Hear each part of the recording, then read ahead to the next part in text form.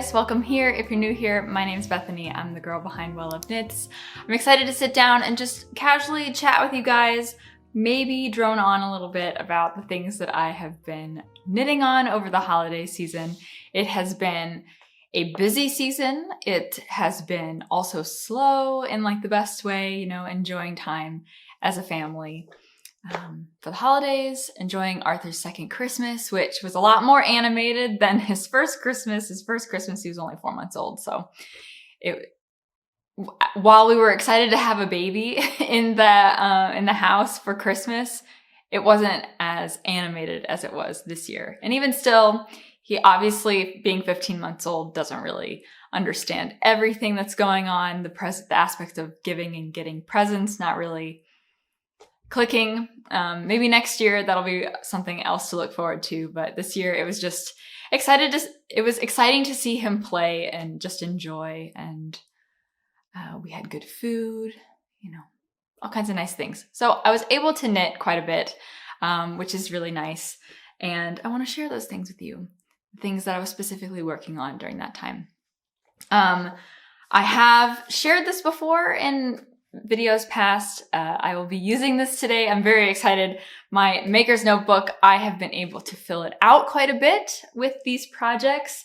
That's something that I've always wanted to do, is have a notebook that I can really record the things that I'm working on and have that as like a memory. And this will probably help me out quite a bit so that I can stay on track and know what the heck I'm talking about.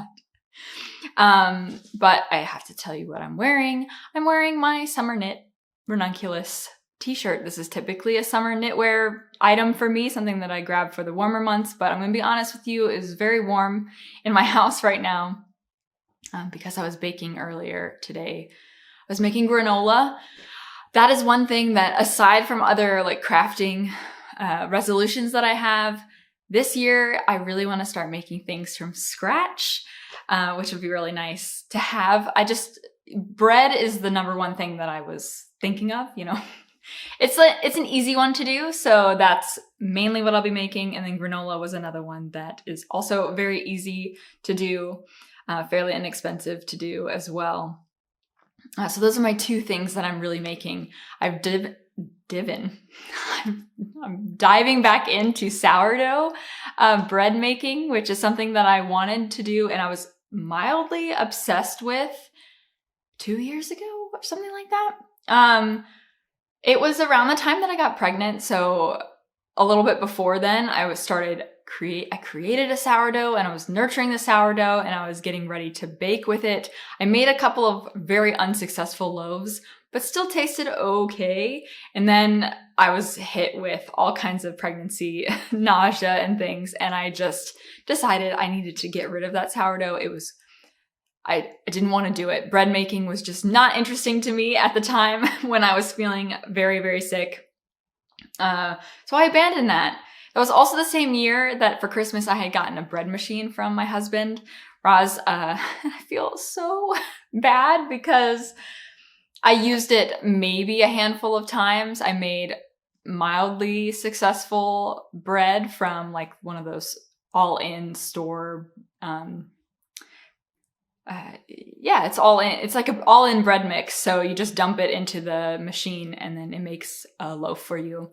And I did that a couple of times and they were okay. But again, being pregnant and having all of the fatigue and nausea, and it was just not something that I wanted to do. And every once in a while, Roz gives me a nudge being like, hey, we have this bread machine. Why don't you ever use it? And so over the holidays, I was just like, you know what? That is what I'm going to do. I'm going to open up my bread machine and I'm going to give it some more tries. So I bought some of that all-in bread mix and we had a couple of successful loaves and I got really excited. Like, hey, we can have homemade bread. That's really great. And then I decided, yep, I'm going to jump back into sourdough. So that's something else that I'm really into right now, is nurturing, maintaining my sourdough starter. And I actually made a couple of bread machine loaves. So that's one of the things that I've got going today, is a sourdough loaf in my bread machine too, which is really fun.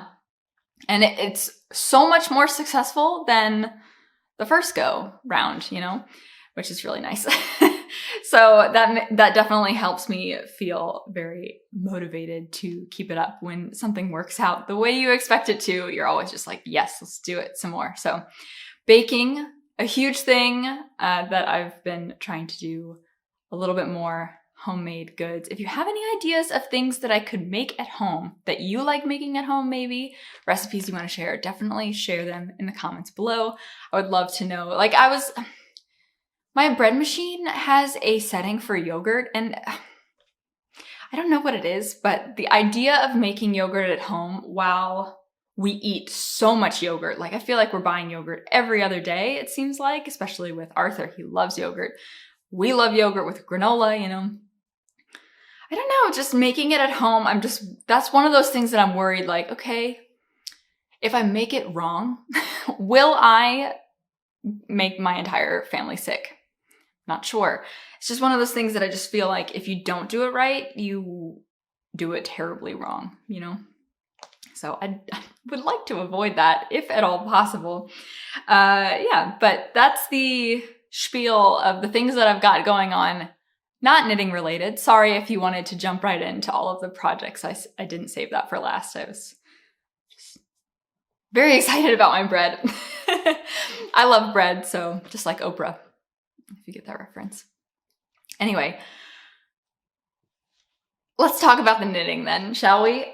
Starting with my first entry here. I'm very proud that I have entered in these projects to my notebook. I feel so organized and so much more just informed as a podcaster. I usually just wing it, and I always forget a project or two to like bring out and show you.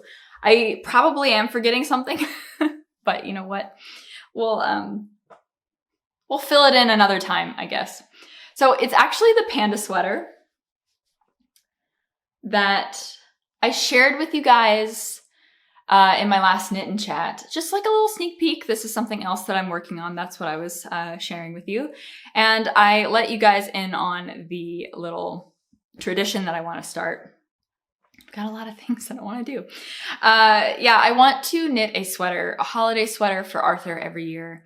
And yeah, not necessarily like a gift per se, but just something that he wears on Christmas that, you know, it's just his, it's his holiday sweater. That's really what it is. I just want to have something festive for him to wear, and also, yeah, just like a little mini wardrobe over the years. I would love to curate just like a little holiday wardrobe. Not that he won't be able to fit into them every year going forward, but you know, it's just like a little tradition that I would love to do. So I have this Panda sweater by Laura Dalgard. And I've seen Clara, I hope that's right. She made one for her son, and it was so adorable. I was like, that's the sweater. It was a little bit down to the wire. I'm not going to lie to you. I thought I gave myself plenty of time. I wrote down here November 2023. I started it in that month. I don't remember what day exactly. I want to say leaning a little more towards the middle, or hopefully even earlier. I don't know. I just felt like I gave myself plenty of time. Like a month for a baby toddler sweater. I was like, yeah, that's plenty of time.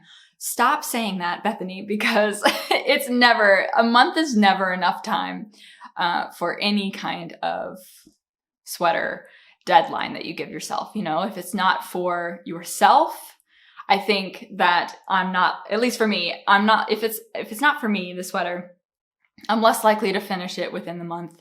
I need to give myself a lot of cushion to be able to finish a sweater for somebody else, or any kind of knitted project for somebody else, just because I get distracted, but we'll get into that later. So this is very oversized. You might imagine that my baby is not this big. He is not this big at 15 months. While he does go for the larger, he leans on the larger size.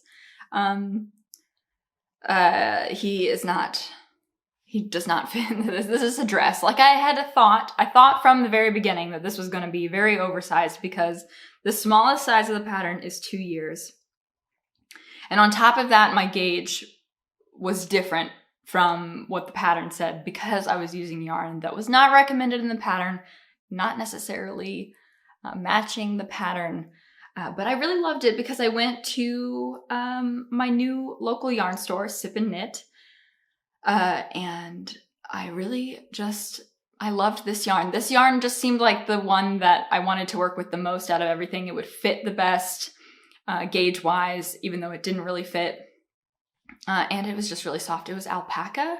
I didn't write them, and I don't have the label, but I will tell you that I think that there's alpaca in here, which explains why it grew so much after blocking.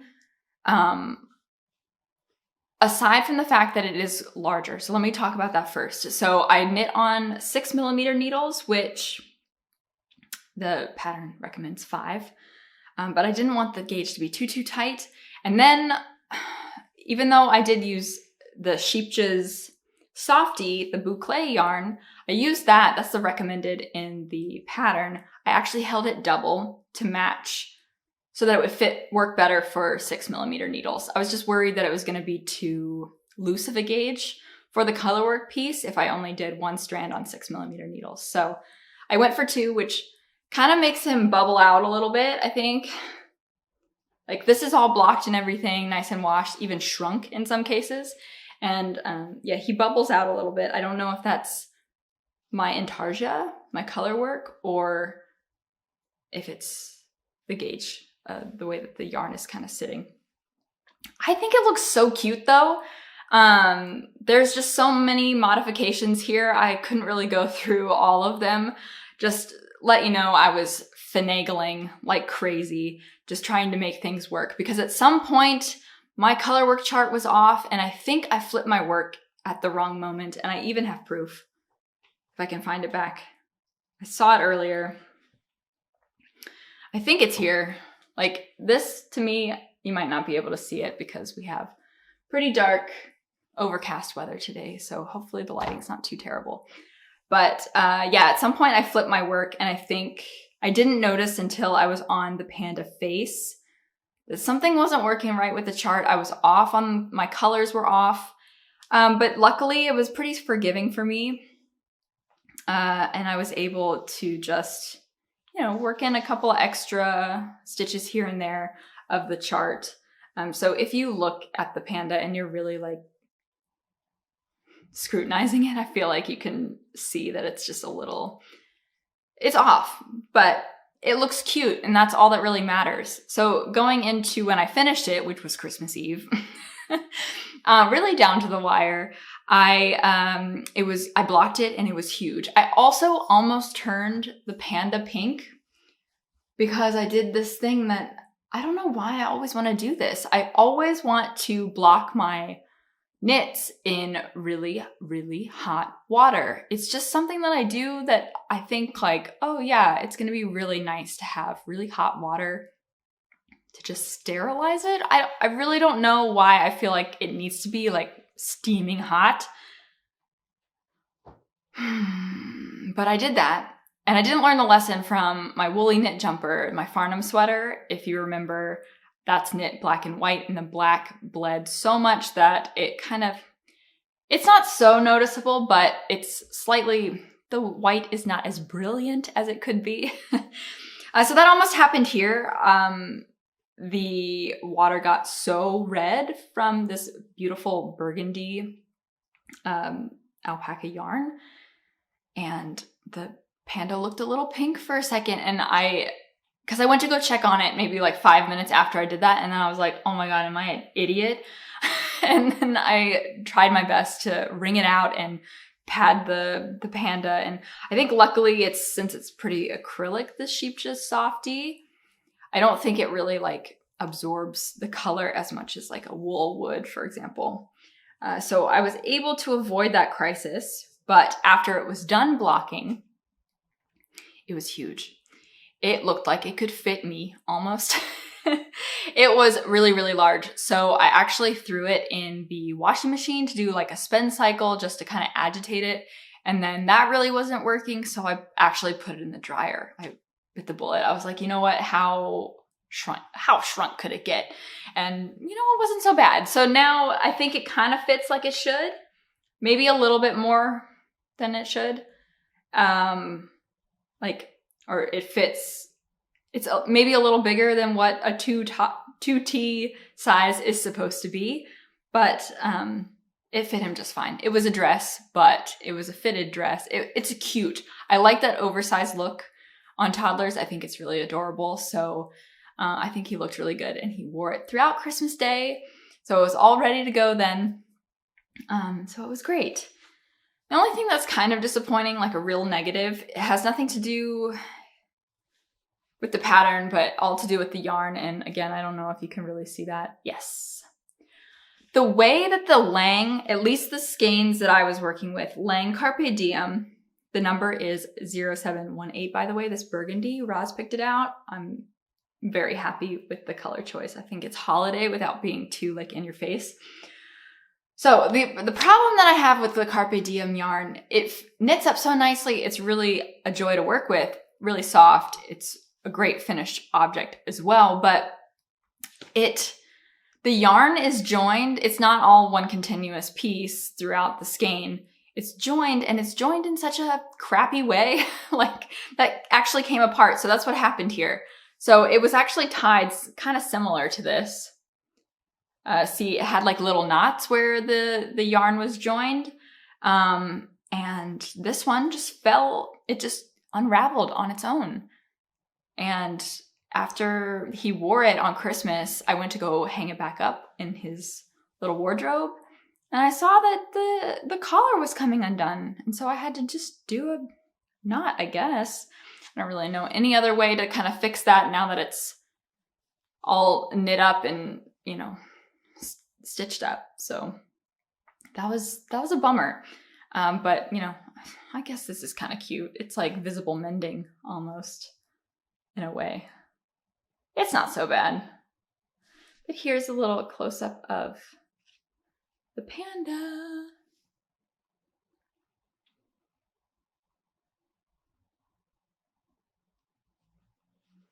But that is my panda sweater with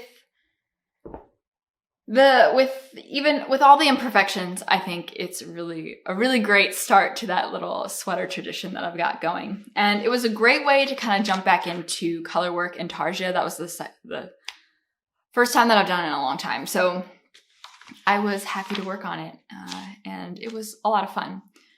But one of the reasons why I didn't hit the deadline like I thought I was going to is that I could not resist casting on something for myself. You know, like it doesn't matter if you set a deadline for yourself. If you're knitting for somebody else, you know, you always have that thing in the back of your head that's just saying like, you can fit in a selfish knit for yourself.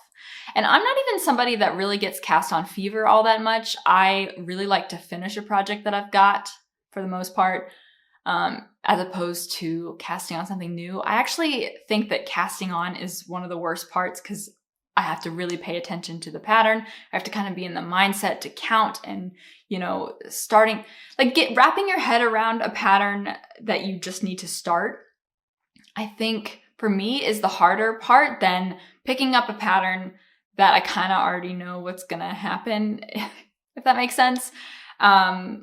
Because some of the times I just don't even look at the pattern again and I just do my own thing and it works out kind of, you know? So I don't know. I'm not normally the type of person that wants to cast on something new. I don't normally itch for that, but this time I did. I wanted to work on something a little festive. So I've got this Oslo hat, this beautiful bright red Oslo hat that is just so festive. That's really what I wanted. I have this bright red merino cone from Woolly Knit that they sent over to me earlier this year, or last year. The beginning of last year, we did that collaboration, the Well Love Woolly Knit knit along, and that was one of the yarns that they sent over to me. And I've always wanted to knit something in this really bright color, but I normally go for just neutral tones. And I did not know what to knit with it, but a classic red hat just seemed like something that I could absolutely use. And I really love the look of just, this bright red hat. And I love the Oslo hat. It is a pattern that I've had in my library for a really, really long time. Just never had the interest to really knit it. I knit one for Arthur, actually, like a little baby hat. So I had knit this pattern before, just not for my kind of head or an adult head. But I really needed a hat because it's gotten very chilly around here. And I feel like it's also because we live closer to the woods that it just feels so much colder this winter for some reason. Not my house though. Anyway, the Oslo hat, it's by Petite Knit. And I knit this one on 3.25 millimeter needles because I couldn't find my 3mm needles. I have a couple of needles missing and from the move, I am really sad because my sets are not complete and I'm pretty sure I have all of my whips accounted for and they're all on on hold, so they don't have active needles. It's just weird.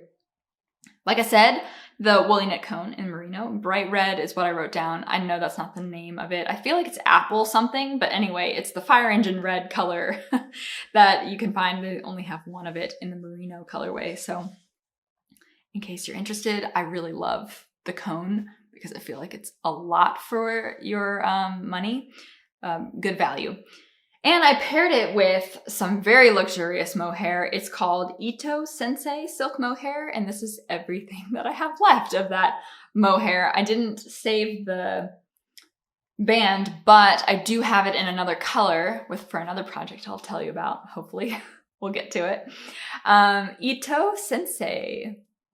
So this is the only silk mohair, one of the only silk mohairs that my local yarn store carries. So I thought I would give it a try.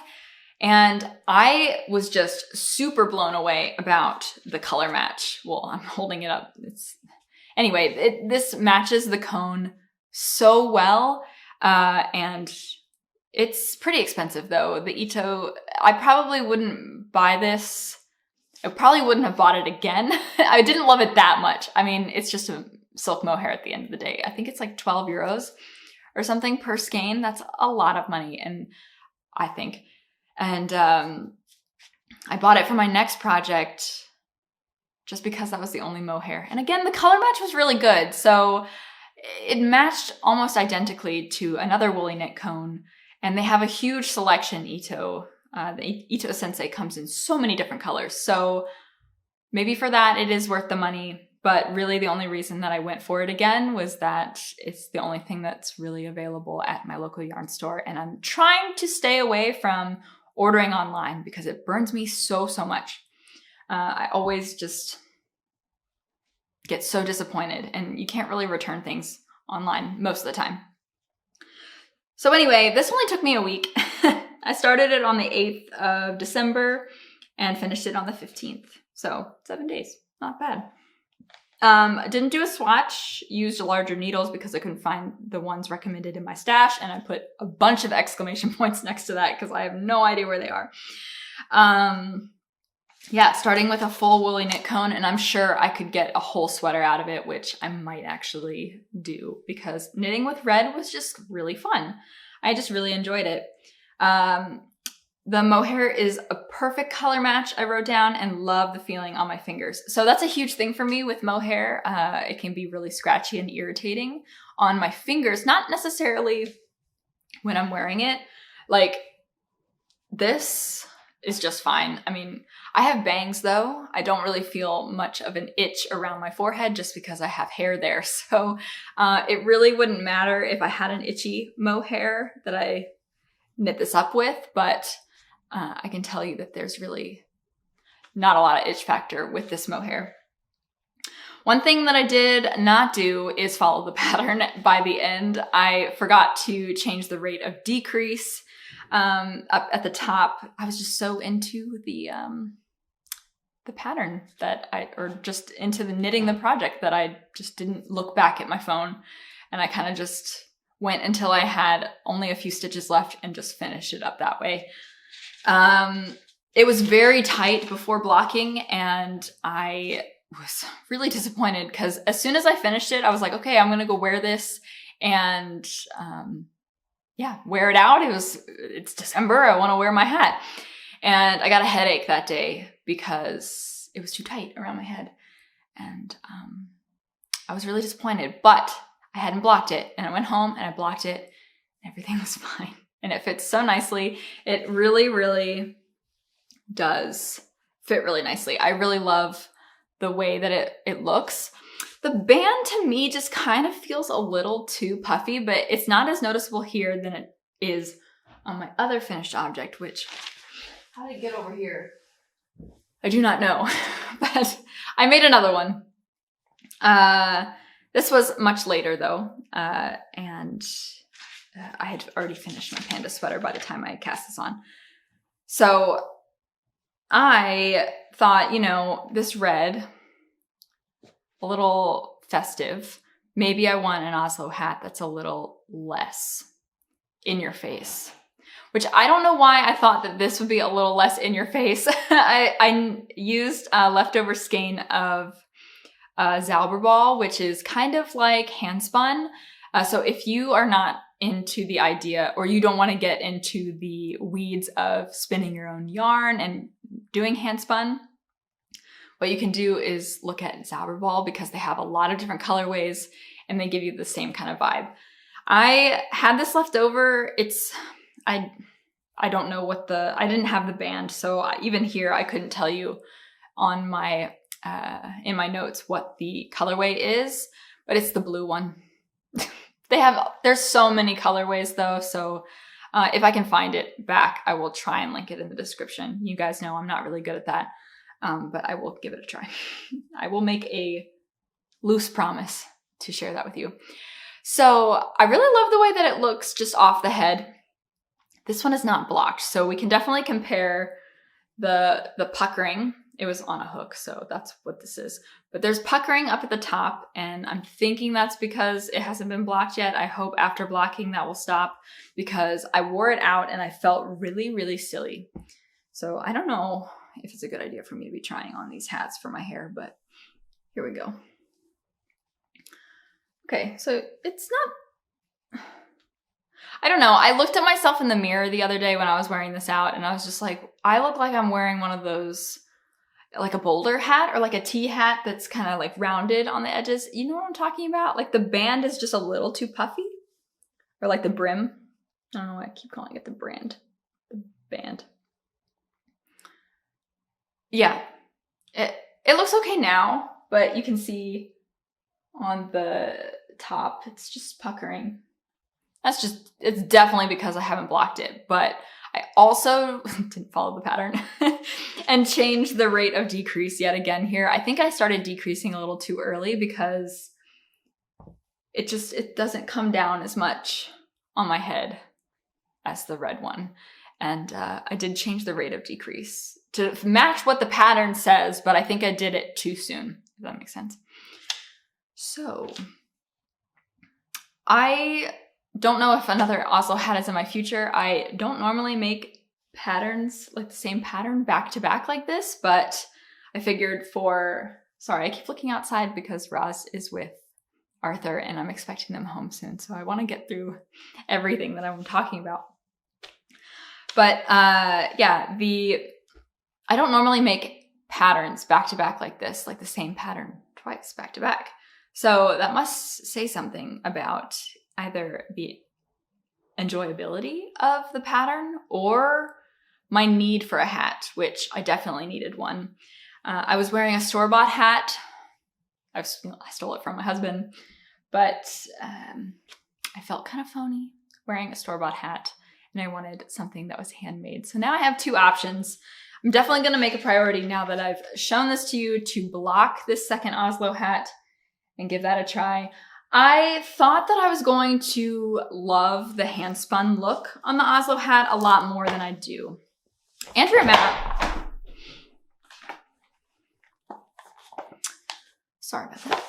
Mowry has a hand-spun hat, which is kind of where the inspiration was pulled from. But I think it's knit in fisherman's rib or some kind of stitch that kind of not hides the hand spun look, but adds a little something extra, because I feel like stockinette doesn't do it justice. Or maybe it's just something with just the hand spun in stockinette that I'm not really jiving with, but I just thought that I was gonna really love this hat so much when I cast it off and finished it, and I don't. I mean, I'll wear it, I like it, but it's not giving me the warm and fuzzy feeling like this one is, if that makes sense. But I have two options, it's good. I still will wear the red. It's not for Christmas. I don't know what I was thinking that it was only for Christmas. I think my head was just in the holiday spirit, and I was just like, yes, that is just going to be my Christmas hat. But you can get use out of a red hat all year round, or at least when it's cold. So I need to pick up the pace and tell you a little bit more about what I've been working on. So over Christmas, I wanted to also do a Christmas sock. I wanted to cast on something on Christmas Eve and see how far I could get with it. I would have loved to knit these socks a little sooner. It was just that I ordered the yarn and it didn't come in until much later. So then I decided, let's wait. I have all those other things that I need to be working on, knitting on. Let's wait and just do this as like a Christmas Eve cast on and see throughout Christmas Eve, Christmas Day, how far I can get. And not very far, not as far as I was hoping at least. So this is a sock. And with that, I will be putting an afterthought heel into, because as you can see, that is very missing. I even brought this sock blocker down to show off this sock, and well, there's no heel, so it looked kind of silly. Yeah, so I did a cuff down sock. I started it out thinking it was going to be a sock tube, because I recently split the sock tube that I had been working on since the summertime. I'm not gonna like give them so much. Okay, yeah, sorry. I kind of interrupted my story about the Christmas socks to tell you about these, but these have been on my needles a little bit longer. So it's a sock tube that I was knitting 2x2 rib in the Nomadic Yarns Reading Rainbow colorway, I believe. And I just got tired. I did not finish the ball. I just got tired working the sock tube that I was just like, okay, I'm going to start putting toes in here. So I split it in half, cut it up, knit some toes, and now I need to figure out where to put the heel. And I will do that later. I will say that I will never knit a sock tube in ribbing ever again, because that was such a pain without putting in like the proper waist yarn. I will never do that again because it was such a pain in the butt to pick up stitches. So those need heels. So does this one. So this is the holiday sock, and it's knit in a gingerbread colorway. It's a self-striping yarn. I'm sure you're very familiar with this. It's from West Yorkshire Spinners. I bought every colorway that was available in the month of December to have as an option for Christmas socks. So we have the gingerbread, which, come on. So I saw Carson knit. She made some socks with this, and I was just like, I love that. I want to do that for Christmas. So I remembered that this year and put in an order for this one, this one, and this one. So I was ordering from the UK, and there's a tax on it now. So I figured, you know what? If I'm going to put in the order, I need to go big and make it worth my while. So I bought all the different colorways that they had. This is candy cane. So this is just like your typical Christmas red, green, and white stripes. And here's this one. Then we've got Holly Berry, which is kind of similar to the gingerbread, I think, in terms of the motif, just the colorway is different. And then we have Nutcracker, which I don't know what it's going to look like. This is Nutcracker. This one is also pretty fun. So I wanted to grab them all because potentially maybe I'd knit some up for the boys as well. So I wanted some that weren't so, I mean, they're Christmas socks, so who cares if they're girly, but the Nutcracker one I thought might work. And so the Holly Berry, that one too, would work for more like manly Christmas socks. But for me this year, I wanted to get started for myself. So I did a 2x2 ribbed cuff in some Mondim red yarn. I don't have the specs for you, but then I just started working, and my idea was to do a sock tube. I really wanted to knit a sock tube and split it, but I'm gonna tell you, this is not from Christmas and Christmas Eve and Christmas. This is all until New Year's. So by New Year's Day, I was like, you know what? I am so done knitting on this Christmas colorway.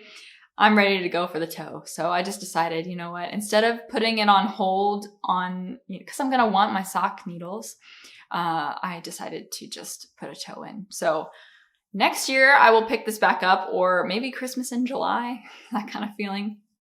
Whenever I want to work on my Christmas socks, have them ready for next year maybe, I will pick up and do the next one.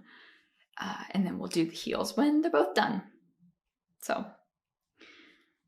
yeah, I don't know. Sock tubes just aren't working out for me. I really like the idea of them, but knitting them in practice, not working out. This one is definitely bigger than my normal. I'd added 2 extra stitches than what's normal for my sock, my vanilla sock recipe. And it's going to be a little bit more of a looser sock, but I figured, you know what? I don't really care. I wanted a little extra room, but I feel like this might have been too much room to make way for the 2x2 ribbing. It comes at a cost. So hopefully they'll fit nicely. And yeah, I have a lot of different options. Once I finish that pair and I want to work on another one, I have options for me. I have options for the boys. It's really, who knows what's going to happen. Okay. Sorry to rush a little bit, but I just want to make sure that I share with you everything. So finally, I wanted to cast on a sweater project, and at the time I thought it was going to be something that I was going to work on during Christmas. So I did a swatch for, is it called the Argyle sweater? This is something that I didn't actually write down in my book. So I'm going to put on the screen the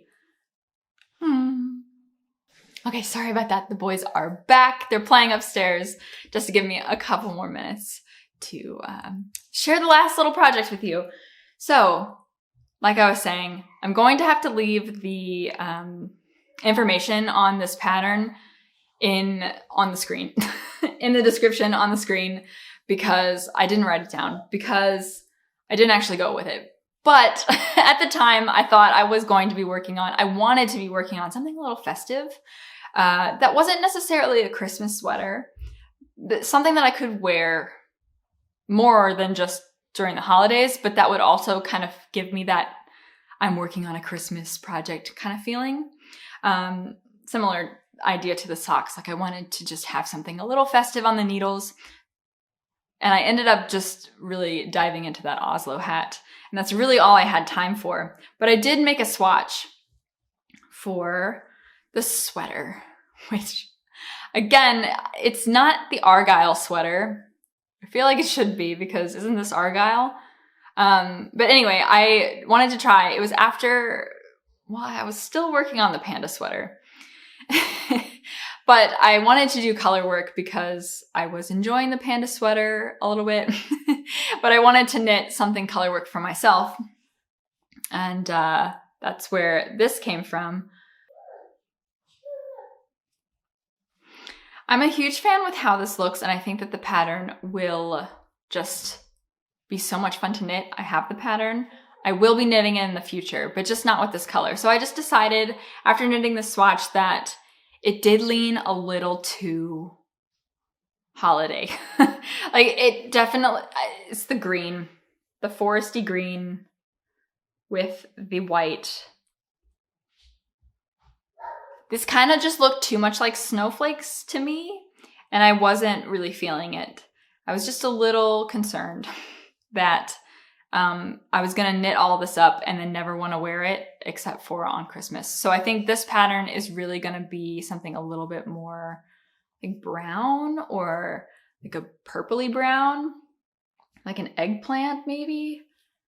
Something that has like a brownish undertone to it, or even a gray. I have yarn for it. I have options. There's other options. So I will probably be making more of these little swatches here. I really enjoyed knitting up this swatch. It was a lot of fun. It makes me curious to see how energized I would feel knitting up the project itself. But I wanted to knit the color work immediately. And it was actually the step kind of closer to the end of the body of the sweater, because it's a big border of the pattern is just a huge border at the end of at the bottom of the body of the sweater. So it's just, I wanted to knit this at the time and I just didn't really have the energy to kind of figure out, okay, how am I going to knit this bottom up instead? Like, how would I switch the instructions? So I tabled it, that pairing with the fact that I wasn't really crazy about the color as much as I thought I would be. Those two factors just really made me table the project, and I will do this sweater project in the future, I think, but it's not something that I will be doing right now. But I did buy an entire sweater's quantity of this Ito yarn, like I was telling you, the expensive mohair that I really, really do like, but not that much.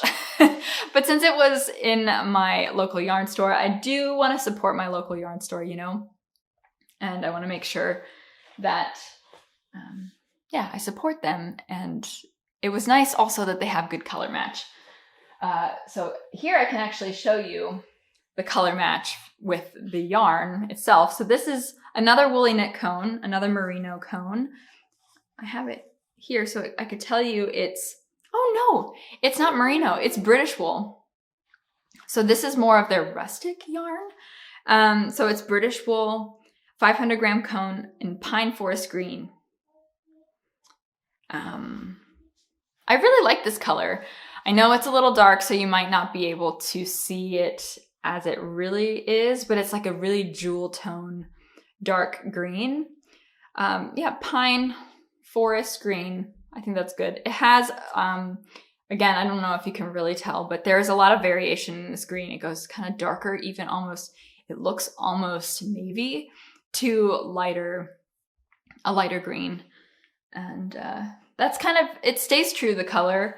There wasn't a lot of bleeding, if I remember correctly, with this one, this swatch here. So, but in the camera preview, it almost looks black. So I don't know really what you're seeing. Hopefully I can edit it so that it looks a little bit more true to color after filming, before posting. So yeah, I'm just happy with the color match. Looks really, really good. And the fact that I could get it right away was a huge factor for me. So again, I had all of this yarn in stash, so I needed to work something up in this green color. I know it's gonna look really nice on me, so I was just trying to think, like, what could that be? So in a trip to that store, Sip and Knit, my yarn store, which I don't go there all that often. I just went a lot in December. I went like 3 separate times, I want to say. I did pick up the new Lane magazine, which I am not like fully committed to buying every edition from them, but it is something that I'm trying to kind of collect. I have one other edition as well. I don't think I've been buying all. I think there was one released before this one that I don't own. I'm not as crazy about this this cover. This one I really like, but the one before it I wasn't crazy about it, so I just didn't pick it up. But this one I was curious. I just wanted something to kind of look at, flip through, and that's mainly it for me. Like, I have yet to knit something from one of these magazines as much as I really want to. Like, I have all the best intentions. I'm like, yes, I want to knit. I find something in each of the magazines that I want to knit, but I have yet to have actually done that. So I thought, this is my chance. So I was originally really intrigued by the front one. I thought like this is a simple color work project that looks really nice. I think it would be really nice to have. It's just, you know, it's actually a green sweater sprinkled with some white polka dots. Again, it's, well, I don't know where it is exactly here. Oh yeah, they have 2 samples.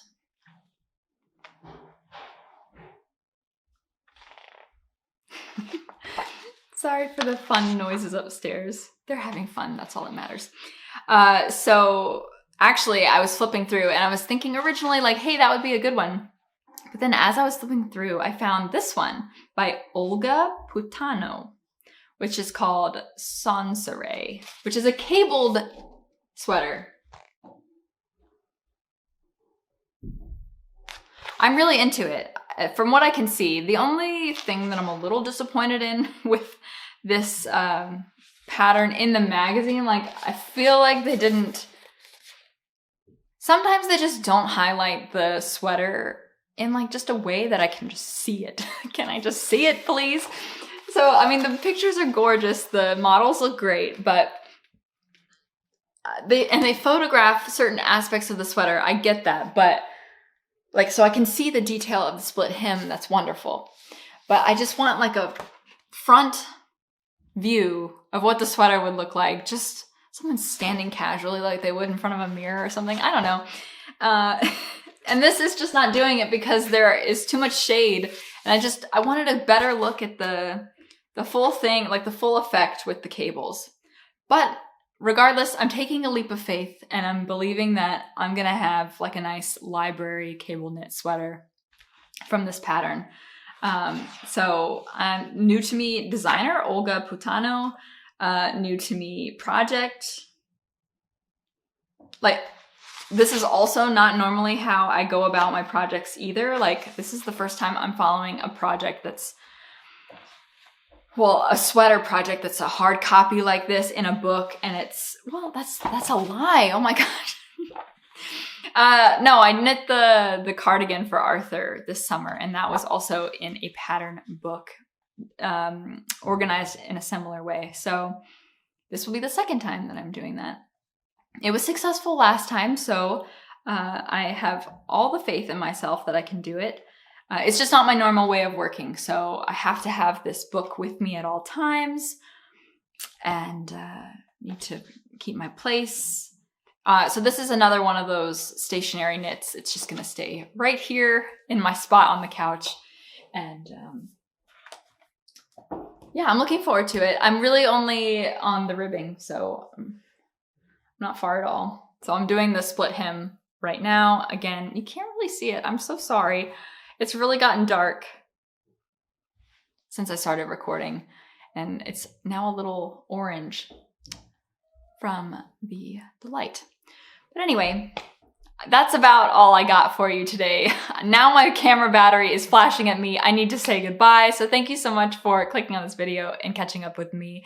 I hope you enjoyed hearing a little bit about my projects. I would love to hear a little bit about yours if you want to share. Definitely share with me those recipes for like from scratch goods that I can make at home. I would love to hear that. And just catch me up on whatever it is that you're working on. I'd love to hear that. So if you like this video, give it a like, maybe subscribe if you want to stick around. Love to have you here, and I'll see you in the next one. Bye!